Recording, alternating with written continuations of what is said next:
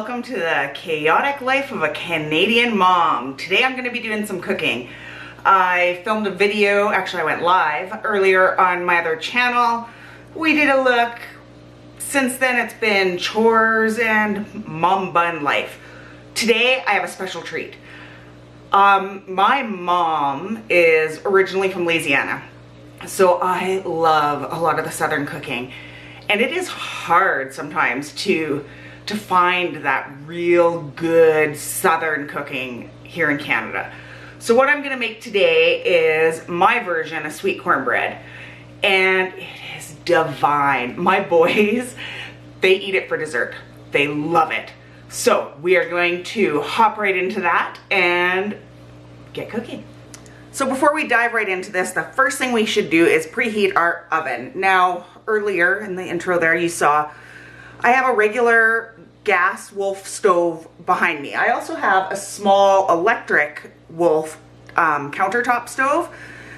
Today I'm going to be using my big stove. Now there's a reason I have two different stoves. Generally speaking, if you're going to be doing baking, an electric stove is more advantageous for that, whereas a gas stove is a less dry heat. So when you're doing meats and that type. But today, because it's cornbread, I love my cornbread moist and juicy, I will be using my gas stove. So, first step, we start with some cornmeal. Regular old cornmeal. And we need only 1 cup of that.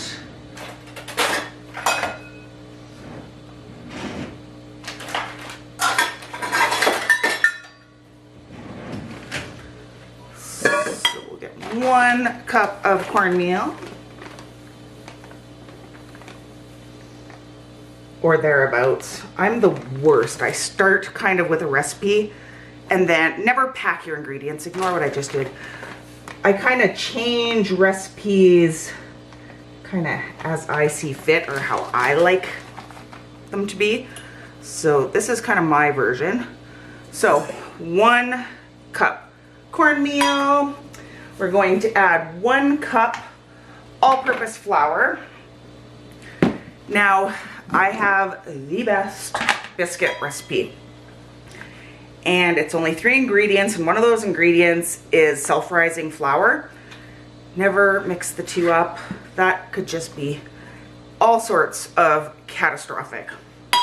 If you'd like a video on the different kinds of flour and why they're different, let me know. I can get that for you. We need 2/3 cup sugar. Now there's sometimes I prefer to use the raw sugar, but today I'm just gonna use good old plain old white sugar.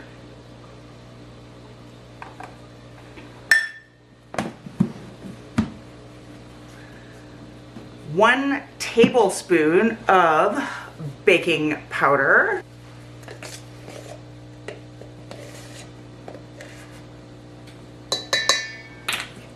Also, let me know if you want a video on substitutions. I was out of baking soda the other day when I was baking. There's a way you can use baking powder instead of baking soda. 1/2 teaspoon salt. Into the trusty old school salt shaker for 1/2 teaspoon of salt. And now you're gonna wanna whisk all that together. You know, there are times where a whisk is the item for a job. There are other times where a fork is the implement you need.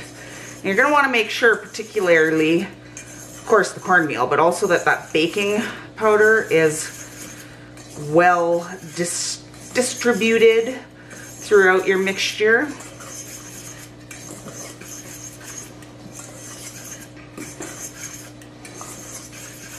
Now, one thing you're gonna notice about this recipe is there is no milk in this recipe. And I know usually you would have milk or cream. This is just our favorite version of this recipe, so we're gonna work with it. So now in a different bowl, again, I love my old school retro bowls. What I'm gonna do is I'm going to crack 2 eggs. I'm gonna crack 2 eggs in here. You'll have to tell me too, are you one of those people that can crack an egg only with one hand? My husband can do that, and I wish I could.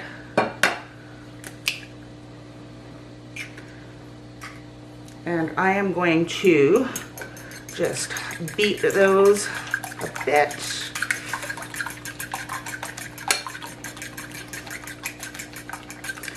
Now into this egg mixture, I am going to add 1 cup of water.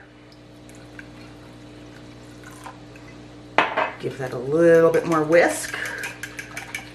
And 1/3 cup of oil.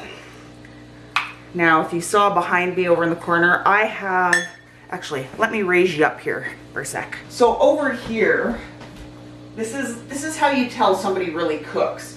Over here, I have all sorts of different flavored vinegars. I have apple cider vinegar, white wine vinegar, balsamic vinegar.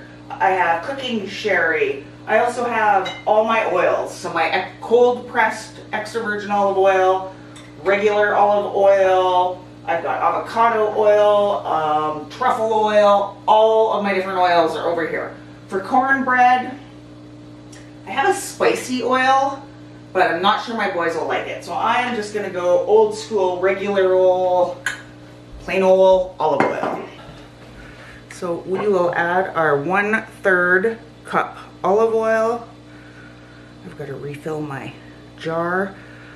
Also, I don't know if you noticed, but a lot of my bottles that I use, I'll use empty liquor bottles and then just buy the stopper tops for them and put a cool label on them, and I kind of like the look. So we're gonna mix that together. So now we're going to marry the two of these. This is where it can sometimes get a little dicey trying to get it all mixed. We get to make a bit of a mess. That's why I like to, and this was not the bowl to use. Usually I like to use my heavier bowls. So when you are mixing the ingredients together, you can do it slowly, and this bowl isn't doing the shimmy shake all around the counter.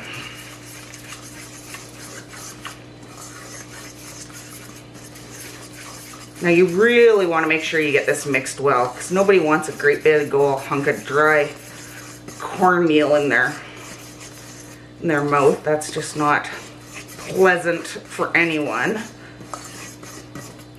You don't want any lumps, and I find that you don't get the lumps so long as you do the wet and dry separate. Sometimes I've tried to just mix it all into the dry, thinking I'm gonna save time, and you just end up spending way more time mixing to try to make sure everything's mixed and smooth. So now once that's mixed, sometimes, I know when my mom used to make it, she would make it in just a sheet pan. I have done it in muffin tins before, but my favorite thing ever to use when I make cornbread are these little loaf pans.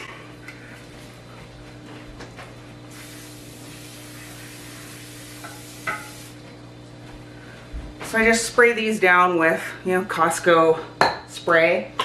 Side note, if you are ever using silicone cookware, such as,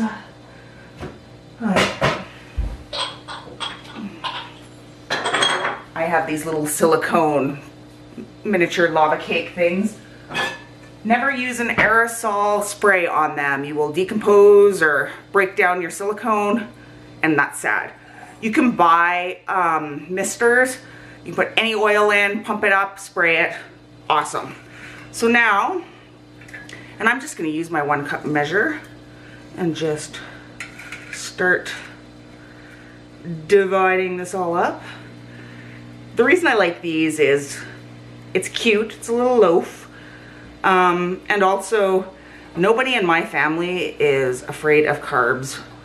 We all love to eat and eat a lot, so nobody is going to object to having a small cornmeal loaf on their plate. I almost said just a loaf on their plate. That could have been taken wrong. I'm working on trying to figure out a better filming setup for this. Like right now you're on the second level of my island here. And it's always like, well, do you want to see more this, what I'm doing? Would you rather see more of my beautiful face describing what I'm doing? I don't quite know.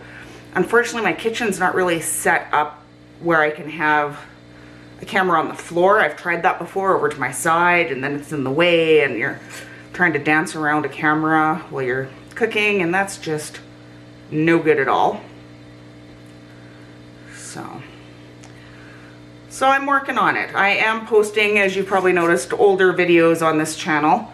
Ones that I've had filmed for a while or edited for a while, and putting those up. So I'm hoping that you can see some advantages to filming technique coming together a little bit better. And I'm also very open to ideas.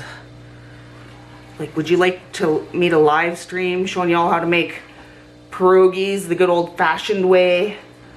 Walk you through making your own sauerkraut or soured cabbage leaves, or showing you my 3-ingredient biscuits that I love so much? Let me know. I am always open to suggestions. I do have some more anti-MLM videos coming out on this channel as well. I'm looking into a couple different ones. Not ones that I was involved in, but they're somewhat related, so taking a look at those. So those hopefully will be coming soon. They take a lot of time when you start researching. It's insanity. So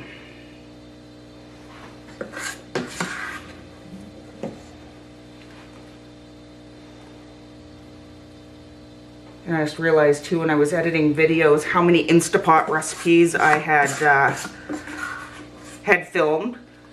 The Instapot queen though is D over X Davida X. You should definitely go check her out. Also, another shout out is to Southern Snackers. They are I think besides D, they're the only other like food/cooking channel I watch. I'll make sure I have them in the description down below. Another random side note, silicone kitchen tools. I don't know how I lived before them. You can scrape a bowl like nobody's business. But I find them just hilarious. And I was lucky enough to get to meet Bucky, and watching his videos, like all 3 of them together and whatnot. The 2 of them just did a chicken pot pie. I just love them so much. Even Bart has started watching them, and gosh, it's weird when we're sitting there discussing. It's like, well, what would you have put in a chicken pot pie? So now what we have to do is we bake these. As I said, I'm going to be using my regular stove versus my countertop one.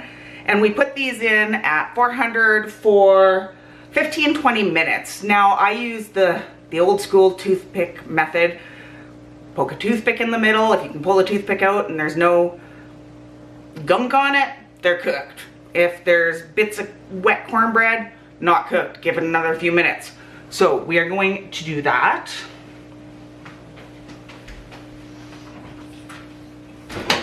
Hey Siri, set a 15-minute timer, please. Okay, 15 minutes and counting. So I guess I will see you guys in 15-ish minutes. Okay, so 20 minutes is up. You can tell by the change of light. It is dark here now, but it's weekend. We're gonna do a late supper. Let's get these out of the oven and see how they look. Don't these look delicious? They could have stayed in a couple more minutes. I'm just gonna grab a toothpick, give it a test. Done to perfection.